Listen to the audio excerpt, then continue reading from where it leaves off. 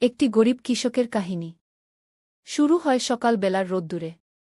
তিনি প্রতিদিন সূর্য ওঠার আগেই গৃহ থেকে বের হন। তার ছোট্ট জমিতে ফসল তুলতে যান। ফসল তুলে জুড়েতে রাখেন। এরপর তিনি জুড়ি নিয়ে বাজারের দিকে হাঁটতে থাকেন। এরপর তিনি বাজারে আসেন। আসেন ভাই, সবজি নিয়ে যান। ভাই, আমাকে সবজি দেন। জি ভাই। সবজি বিক্রি শেষ করে বাড়িতে আসেন।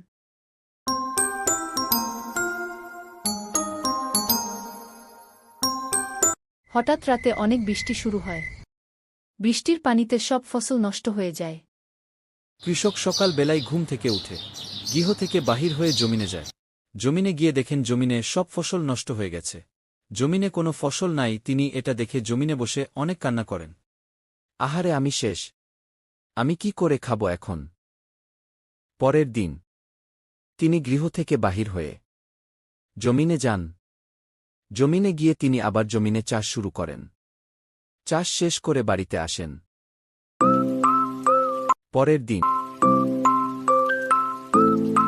পরের দিন জমিনে গিয়ে দেখেন জমিনে অনেক ফসল উৎপাদন হয়েছে। এটা দেখে বলেন, আমরা কখনো হতাশ হব না, আমরা চেষ্টা চালিয়ে যাব।